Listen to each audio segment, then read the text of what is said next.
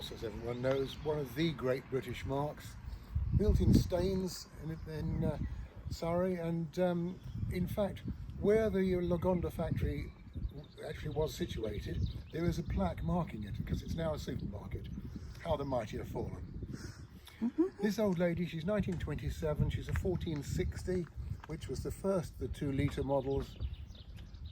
Good history, this car. It's had a lot of money spent on it. It's been maintained for being, it's been made reliable for long distance touring.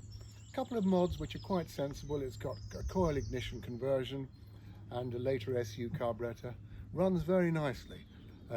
It's a lot of money been put into it in recent years, and very genuine car. It's in the condition we like them to be, just looking genuine and old. She tells a story, although she's not immaculate. She's got a few little marks, but she's real and very genuine.